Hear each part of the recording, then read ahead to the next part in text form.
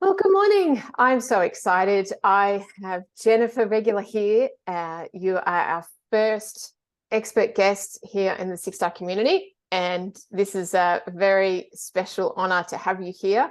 And I love everything that you do. When I met you, it was like so aligned with Six Star, and I knew that the content would be so perfect for our community and the way that we are honoring the Six Star entrepreneur and the individual on their journey. So thank you for being here, Jennifer. And I guess I'm just going to hand over to you. So the format will be, however, it shows up. But I think from what we've discussed, it will be more of a presentation. So you're going to share. And then after that, depending on the audience we have, obviously there'll be a Q&A and more of a discussion. But I'm going to hand over to you because you're the expert. And I know I'm going to get a lot from this. So thank you. Oh, thank you so much, Aveline. It's such a pleasure to be here. I absolutely love talking about this. And you're right, it does fit in so well with the Six Star business theme because it's really connecting people to their why, their sole purpose, and really feeling into who they are and who they came, like really to who they came here to be and do what they came here to do. But we got to be able to sustain ourselves in that too, right? And there's been so much focus on productivity and performance and yeah, health and well-being too, but that's something we just try to fit in, like try to schedule some appointments with practitioners or doctors or other health professionals or schedule some time for the gym or it's things that we're just trying to cram into our schedule instead of it being more of a priority and part of our whole lifestyle rather than just trying to fit it into the business and really connecting and being able to do our business from that soul-centered place. So I've always taken a soul-centered approach in my life through my 20 odd years in working in mental health and social development and even jobs outside of that are completely different, like food services and retail. I had many different roles, and I also had my own business, over 8 or 9 years, just doing healing work, energy work, and really connecting with people on that level where they get to lie on the table and just get to take all their issues out of the tissues, with that integrated energy therapy and some other modalities. But then I really wanted to get into more of the empowerment process. And part of that seed that was planted was when I was working in that field for over 20 years in that social development field. And I overheard one of my coworkers say that self-care is not enough. And I was like, yes, I agree with you. And it makes so much sense because, again, even self-care is all about productivity and performance. There's certain measurements that we're trying to live up to, certain goals that we might have, a certain weight that we're trying to get to, or it might be a certain number of repetitions, at the gym, or we may go for a massage every now and then, or a spa treatment, and we feel good for an hour or two, and then our thoughts kick in again, and then we're on to the next thing, and then we're like, can't wait for the weekend, or, there's always something that we keep putting off in terms of our health and well-being rather than making it more of a priority. And that's not to say that productivity and performance is a bad thing. We just want to find more of a balance between our physicality and our spirituality. Because if we keep going the way that we're going and trying to work our way up from just, survival mode of making sure our basic needs are met, our food, our shelter, the way we sleep, making sure all of those needs are met, our finances and all of that, and then being able to tend to our relationships and being able to feel good about ourselves. All of those things are really important and really foundational and a definite part of self-care. But if we keep trying to grow and evolve, we'll get knocked down if our spirit isn't intact. We become overwhelmed, we become constricted. And actually, I'd like to just show you a couple of pictures here if I can. I'm just going to share the screen. Oh, just a little bit of a disruption while I do this, but it'll only take a minute here. And to full screen. This is what ends up happening, Evelyn, and everyone else who's tuning in right now. We become constricted, we become bogged down by our thoughts and all our demands and responsibilities and obligations and all of the things that just weigh us down and we feel burdened. And you can see the rocks even sticking into our heart, our chest, that affects our breathing, that affects our whole sense of freedom and peace and clarity. There is none when you're buried under all of this stuff, right? What we want to be able to do is start feeling more like this, more open, more free, where we can put our heart out into the world and not feel like it's going to get crushed, right? That we're not going to get knocked down. Or if we do, we're going to have a little more resilience to be able to handle it better. And so that's where soul care becomes a little bit more important now, especially nowadays, because we're so overstimulated. The energy is so frenetic. There's so much chaos that we're tuned into all of the time, much of it recreate, but a lot of it that's just around us too. There's so much drama and trauma that's out there.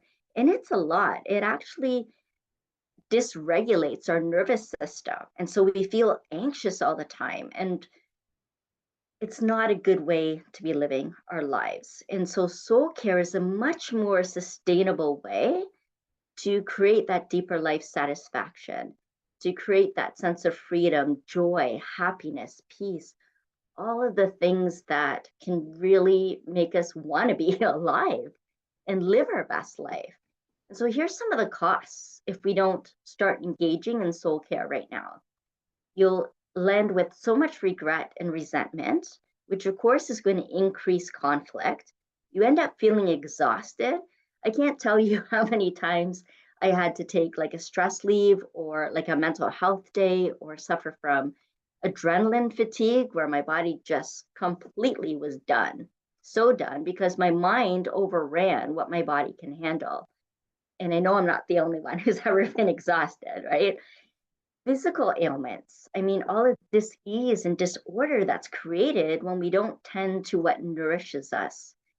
Mental and cognitive blocks, when you just can't concentrate or focus on anything, or you can't think of something, or memory's not so good anymore, right?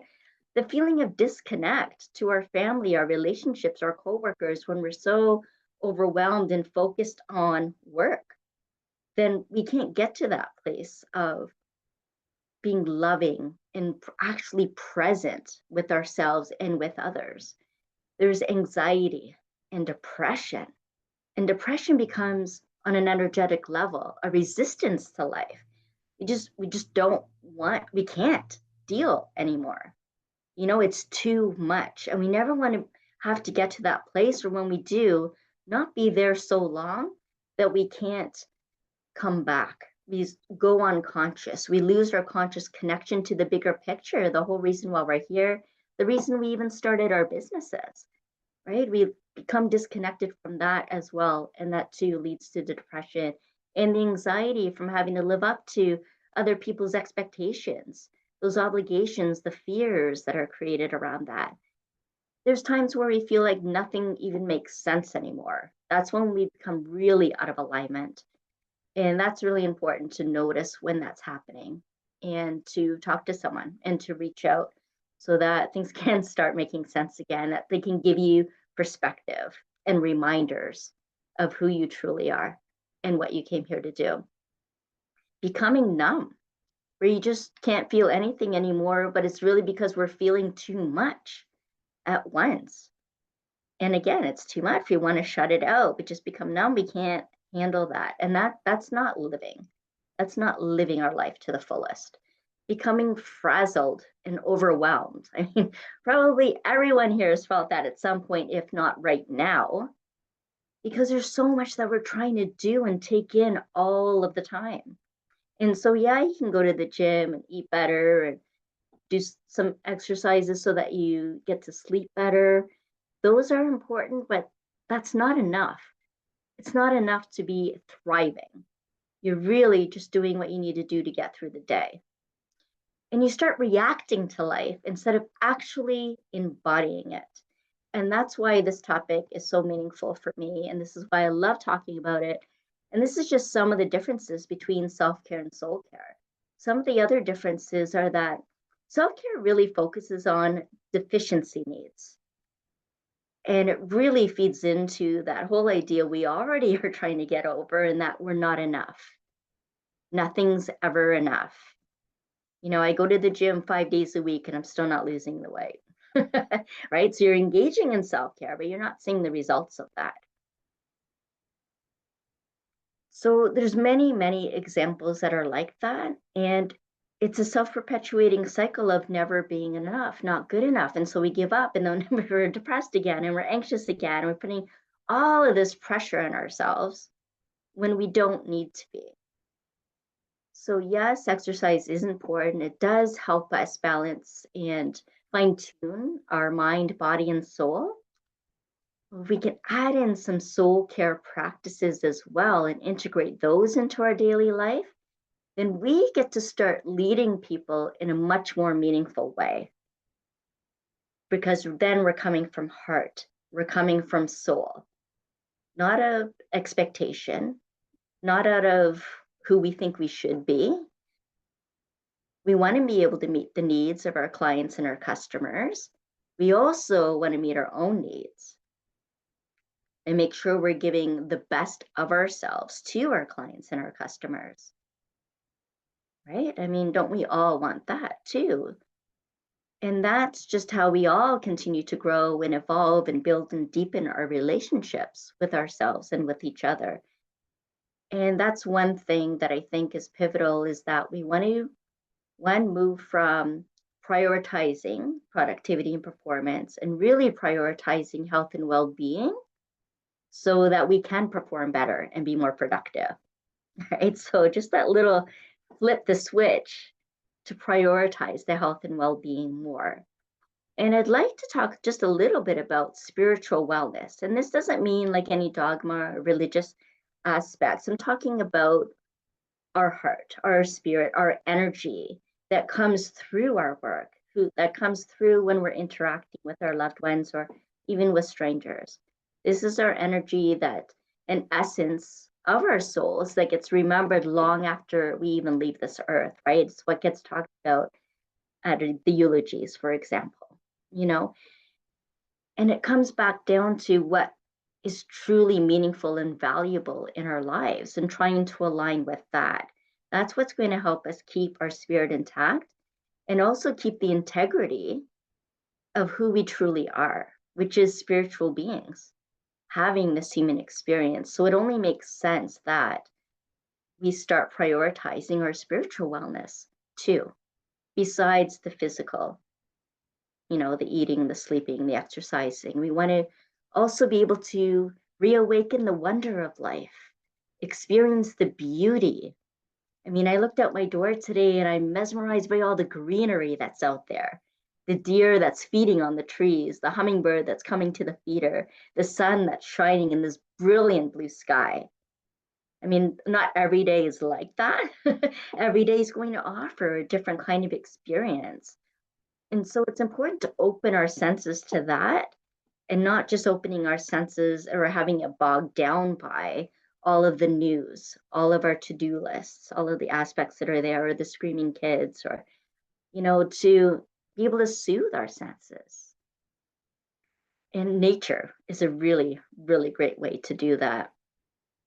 And so I'm talking about all of these different changes. So I just want to take a moment and I know that you're here and there's others that are watching, listening, maybe tuning in later that can benefit from this very quick reset.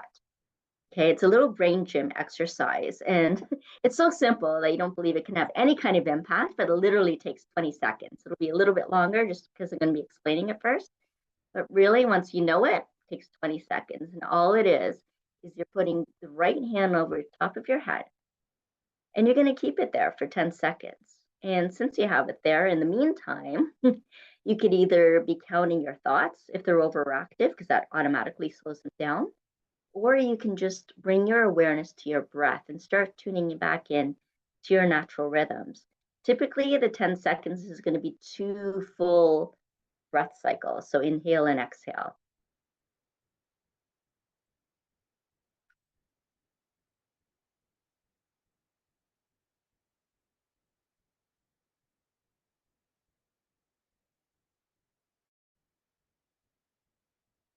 And then you switch your hand and you put your left hand over the top of your head, or your other hand if you started with a different one.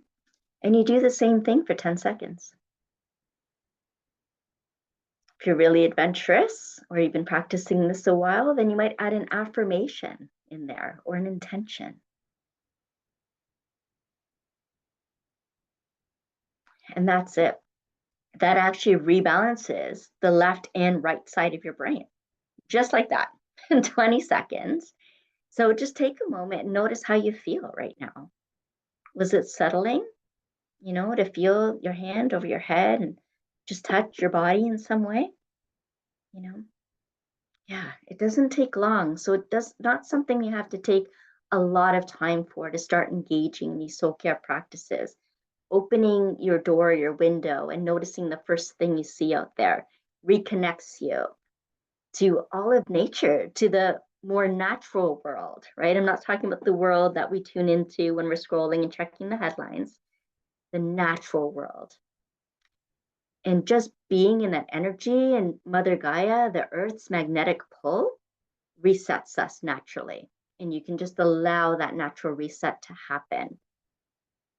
Just think back to when you were out in nature, sitting or walking or playing with the kids and how you felt, what that felt like. And afterwards, maybe a little tuckered out, or maybe energized, or maybe just calmer. It tunes us back into our natural rhythms. And that's another soul care practice, is getting back in touch with your natural rhythms and your core essence, what you're passionate about, right? What excites you, what makes you feel alive and free. And the way I see passion is when you break up the word, it's pass I on. And that I is your soul's expression of what you're here to pass on in this lifetime.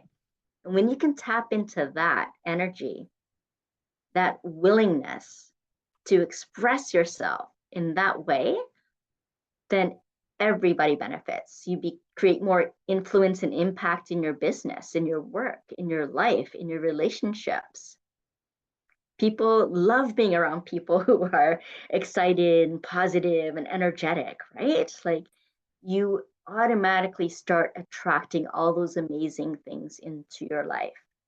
And yes, when you let yourself up more, there's also the duality of creating a little bit of darkness. So you may be met with some resistance, or people in your life they hadn't talked to in years suddenly show up. And it's very interesting. It's like a challenge for you to be able to keep that momentum going and maintain that connection and keep your spirit intact. And the more that you can practice that, the more strength, resilience that you can use when those challenges come up, and they won't disturb you, whack you down, knock you down, or throw you off balance and out of alignment, right?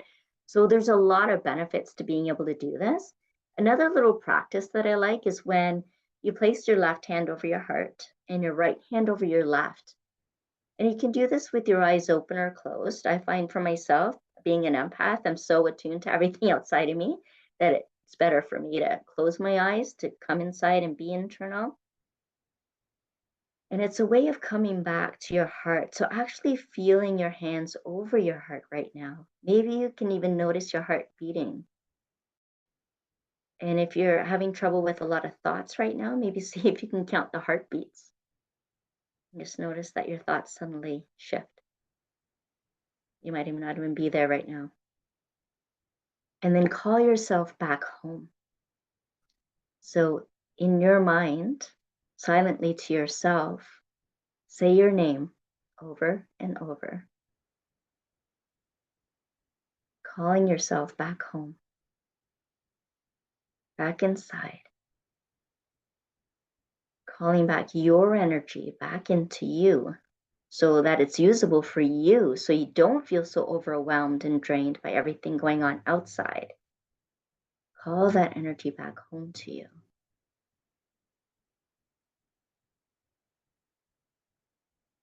Where there's might have been some self-abandonment, self-neglect, because you were focusing on too many other things and not paying attention to what you needed, this is the time to call yourself back and say, I'm here now. I'm here with you now. I am listening. What do you need? How can I help you? And this is you talking to you.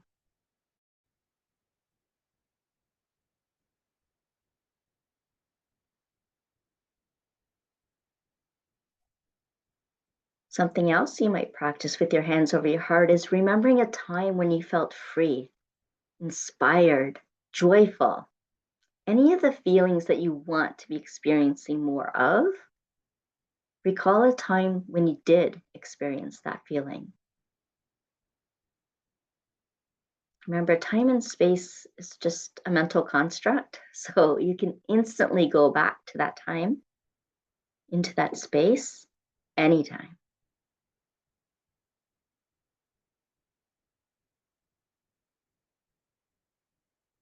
So, feeling into a moment of joy, of bliss, excitement, peace.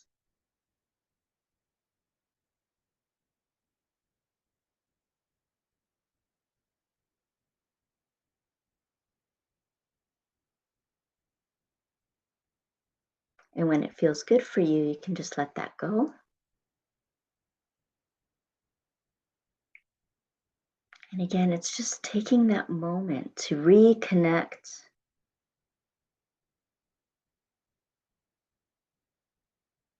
deepen your relationship with yourself, which deepens your relationship with others, which deepens the work that you're doing. It gives it more meaning. And you get to share that joyful, blissful, peaceful energy with everyone you come into contact with without even having to do or say anything because you're radiating that. You're radiating that. You're shining your light, shining your light. And so those are just a few simple ways that you can start engaging in soul care and incorporate it into your everyday life. And you can find solace in that too. So if you're going through a rough time, whether it be grief or loss or uncertainty, then you can always find solace in your soul. You are always with you, right?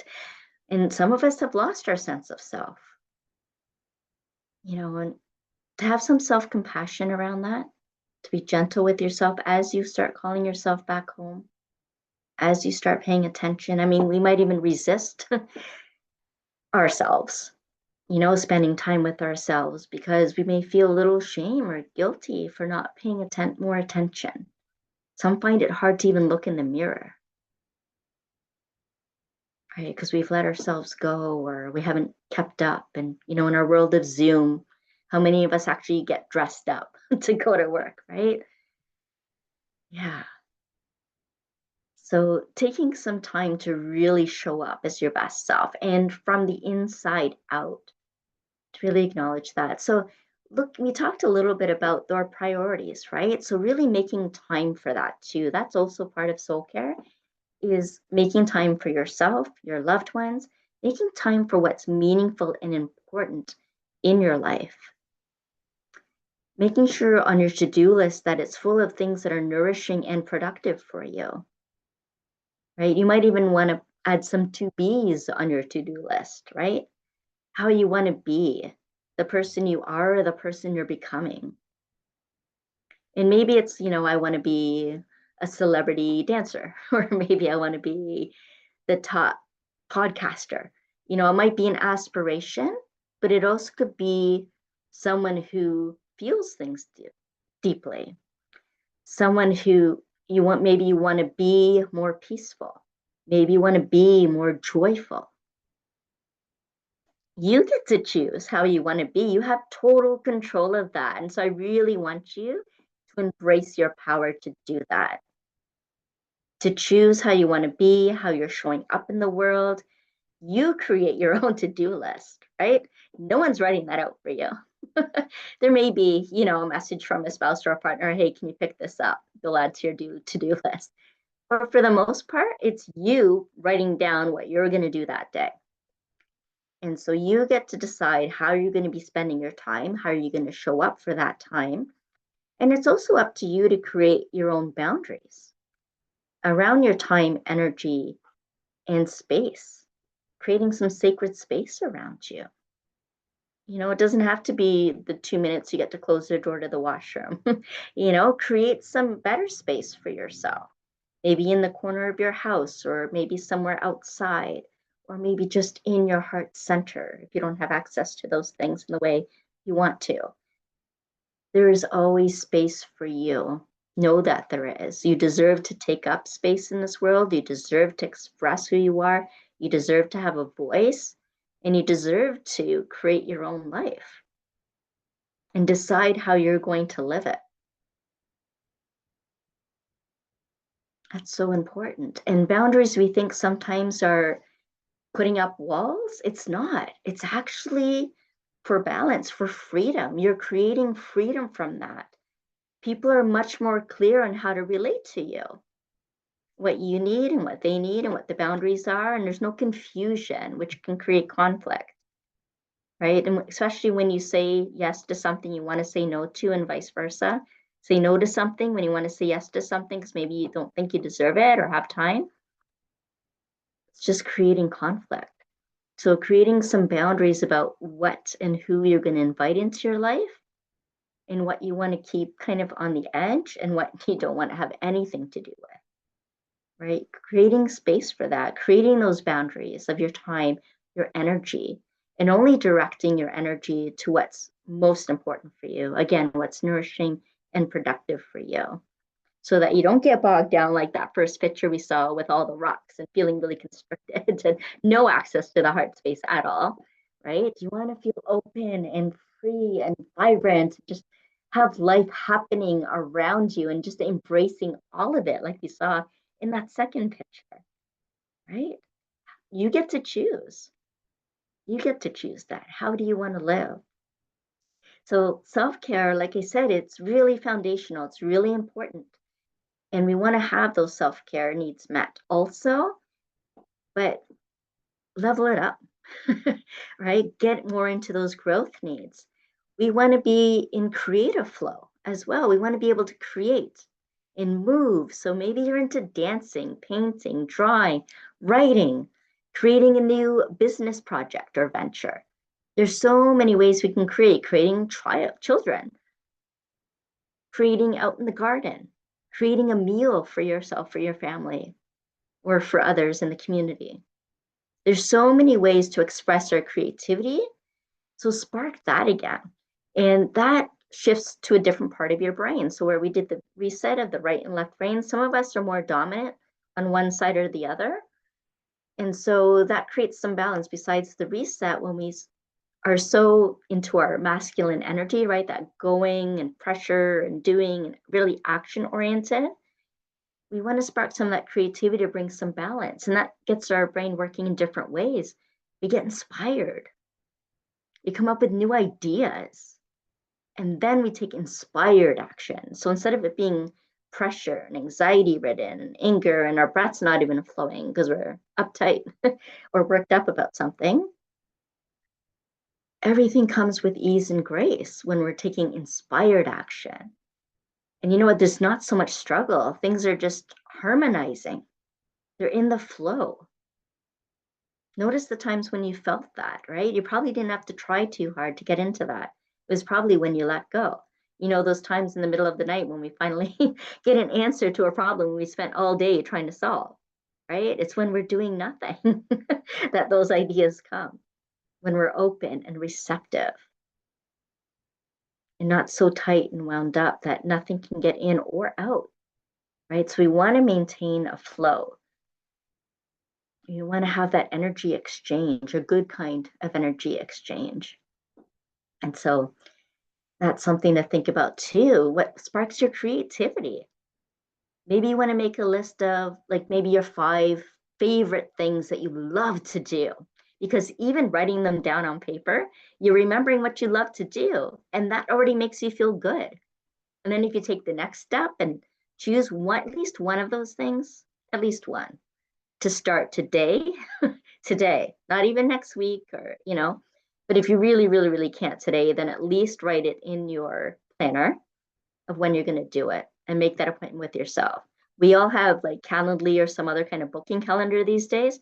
Make sure you're booking yourself in too, not just your customers and clients and business collaborations. Book yourself in there too. Make that time. And don't use it. You might need to use it for errands sometimes, but don't use it to like try to rush and get more things done. Try to practice being, something that's going to replenish your energy, not take more of it. That's also really important. So I've given you lots of ideas, tools, and tips, but some ideas of how to, level it up, appreciate beauty. Maybe some of you like to go to an art gallery or listen to music and dance, some type of artistry. Some of you may be into spirituality, and so maybe you want to meditate. Maybe you want to go on retreats. Maybe you want to spend time in some solitude. Maybe you want to learn some Dharma teachings or start going to the church of your choice. And I just use those quotations because whatever that sanctuary is for you, that place where you can gain new perspective on things, and see things in a different way.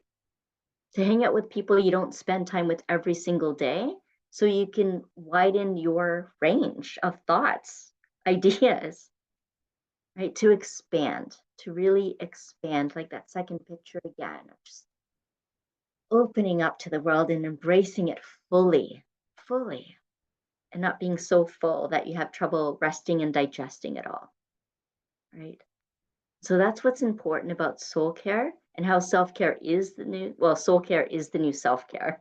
Soul care is the new self-care because of the way we are living today, and this real recognition that we got to start prioritizing our health and well-being even more than we have been, not making it something we got to schedule in, and actually making it more important than productivity and performance, although we might value both. So like I said earlier, that we can be more productive and we can perform better because we are healthier, we feel well, we're vibrant, we have energy, and it feels good. It feels good, and we can complete our day feeling really good about how we spent it, how we spent our time, which is, as we have come to know, is a non-renewable resource and seems to be going so quickly. We get to choose how we're going to spend that time. Every single moment counts. Make every moment matter, right? Make every moment matter. And so getting in touch with your passion, that you're here to pass on, remembering your interests, right? What you love to do, maybe adding some to-bes into your be lists, into your to-do list. And your values. What do you value? If you're valuing family but spending all your time at work, you're not valuing your family. I'm sorry to say, right? So getting real with yourself, calling yourself on yourself, right? On your stuff, right? Making sure you're living in alignment with what you do truly value, what you're not going to regret later, right? That's why we can't keep putting things off anymore. We can't keep putting it off. Time really is now. So getting back in touch with your values, your passions, your interests, practicing that 20-second reset, calling yourself back home in your heart, calling your energy back home to you every single day, making time for you, and talking about prioritizing, put yourself on the top of your to-do list. That's the way you should be spending every morning when you wake up. Whether it's 5 minutes, an hour, maybe even 2 hours, however long you need to pay attention to you and what you need for the day, for your life. Make sure you're moving in the direction that you want to go.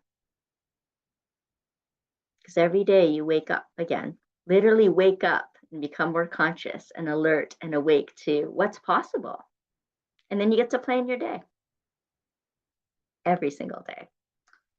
So hope that's been helpful and valuable, and you got something in there that was useful. And Evelyn, if you have any questions, I'm happy to answer them. Wow, Jennifer, thank you. I've got a page of notes and a whole lot of thoughts, and hopefully for those that have just listened to that, you also took notes and did the exercise. And that exercise is so simple, but it actually totally shifted like how I felt, where my awareness was, everything. It Wow. was amazing. So Was that simple. the one over the heart or over the head? The head one at the very beginning. Yes, the reset. The reset was I was like, is it this simple? I'm going to get my kids to do this every day, every morning. Yeah. Yeah, look, so many things came up, and I've got a couple of things that you've said and highlighted, because I feel that, wow, it just, what you're talking about really gets to the heart of where we're at, I guess, as humanity, as a collective, as in what we need. And we've been so busy being productive and successful, being busy, being, trying to be all these things to other people, trying to keep up with society's, expectations, or what we think we need to be. And I feel for myself, over the past number of years, probably a couple of decades, let's be honest, there's this stuffing of things to do in the daily calendar, the planner. And the more things that I get done, the more accomplished I feel, and you're ticking off that sense of accomplishment, to the detriment of myself, because at some point I've always kind of hit the wall. I know a lot of people can relate to this. You do for other people, for your clients, for your employer, whoever that is, and then you get to this crash. And that could be the holiday that you planned, but you end up just crashing for 2 weeks to try and recover, and then you go back. And if I think back to my past and the journey that I've been on, I don't remember anybody or any person or methodology, or whether it's a religion or a way of being, that actually sort of stood out to me to say, hey, you need to focus on this. You've termed it soul care. To me, this is actually, it's mandatory care. Like, it's actually about being human, right? And I drew 3 circles at the start when you first started talking: body, mind, and spirit/soul. And I feel like today there's a lot of gurus out there on social media talking about like these hacks, biohacking. And look, there's nothing wrong with that if you're into it, of course. And there are things that you can improve on your health, but that's to do with the body. Again, it's doing this, that's part of self-care, isn't it? It's trying to hack your way to try and sometimes those things are almost band-aid solutions, because the reason that you're depleted, or your adrenals are shot, or you're in this health crisis, is because you haven't looked after the soul. And I think that's the real eye-opener that I've gotten from your presentation, that it actually starts with the soul. It doesn't start with the body or the mind. That's right. Yes. When I used to teach energy classes, we talked about, the body, and then the emotional field, and then the mental field, and then the spiritual field, or the field of soul. Everything starts from out there. And if it's not tended to, that spiritual block becomes a mental block, and then an emotional block, and then creates a block inside our body in terms of physical ailment, disorder, disease, right? So yes, it does start in the spiritual, in the soul, and same vice versa. Things that are going in our body affects our emotions, affects us mentally and spiritually, and we become disconnected and even more out of alignment. And so those biohacks might feel better for a little bit, might tick the box in the to-do list, feel better for a little bit, and it gives sense of accomplishment. That's great. If you value accomplishment and achievement, that is fantastic. I do too. I am an overachiever. I'll admit that, right? We just add on to it. We don't want to just be busy. We want to make sure that we're working towards fulfillment, long-lasting joy and happiness, sustainable happiness and joy, not that momentary feel good at massage kind of feeling. Nothing wrong with that. I go for those too. I'm just explaining a little bit of the differences between a temporary feel good and a sustainable feel good. We want to have both. We're allowed to have both, and we can build the capacity to do all of that. One thing, when you were giving some examples early on about, feeling like when you were reflecting on how you've enjoyed opening your door and seeing the green and the birds and everything. And then I realized one of the things for me, it's an invitation to use all of our senses, not just being stimulated by a screen on our phone. So the visual, and the emotion and just being pulled away into an escape land, and only using those senses versus actually coming back to what's real and using all of our senses. Yes. I think the other aha I got through this was how disconnected we are from ourselves as a collective, and which is very sad. And yet we've come to this crisis in order to realize and wake up and stop and say, oh, we need to be reconnected to ourselves. And here's why, here's how. And as six-star entrepreneurs, we're in this space where I'm creating a space to empower these people, these beautiful people in this community and outside of the community, to be more six-star. And really the sixth star we have identified after 2 years of all these conversations and with people and being, pondering this and living it, breathing it, is ourselves. The sixth star is the magic, the love, the ingredient of us in our businesses, in the world. And we can't fully bring our genius and our gifts to the world unless we are looking after the soul, the spirit, the inner part of us. Yeah, that's really clear to me from everything that you've just said. Our business is a vehicle for our soul's expression. And like you say, when we're not just business for ourselves, like a solopreneur, but in a business with others, then there's really that collective mission, like you're saying. Come together and do that, and a beautiful culture that can be created out of that, of conscious connection, reverence for life. No, that's so beautiful. I've put a big box with some stars around what you said about shifting our priority from productivity and performance to our health and well-being. And by doing that, it will naturally improve our productivity and performance. 100%. We've had it all backwards. we have, really, haven't we? We've seen productivity and performance as an output or something separate from us, sort of like you've got to do, and then there's this, it's like a machine, right? There's an input and then something happens and there's an output. And we as humans need to focus on ourselves first, and then the productivity performance just naturally happens. It's fascinating. Let me just see if I've got any other questions. I've made a lot of notes. I've got tips and hacks, and hopefully those watching have written those as well. I love the way that you called it leveling up. This is about leveling up from just self-care. And I love that. Really tending to our growth needs as well, not just our deficiency needs, like of the not enough. We want to, level up, grow with it. Yeah.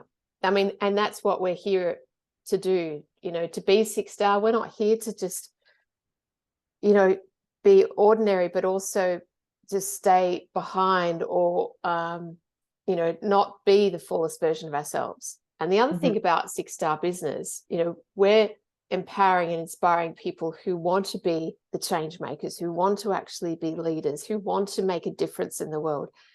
These are the people that we're attracting and inspiring, and we want to empower them to do all of that and be all that. So this topic, this beautiful information that you've just shared is so relevant, is so important. It is kind of like mandatory 101. Okay, you join, you want to be a six-star entrepreneur, you've got to do this with Jennifer. This is I feel like this is just, you know, it's almost like ground zero. So if you don't do this, if you don't honor the soul and understand this, then you can't be 6-star. Mm. It's You'll as get like knocked down. Yeah. you keep being knocked down. You know, the Yeah. things that you said, you put up on the slide, the Mhm. you know, the anxiety, the I wrote down a few things. Nothing makes sense, becoming numb, being frazzled and overwhelmed, being disconnected. I mean, I've experienced all of those things, and I know a lot of my colleagues have, and people around me have.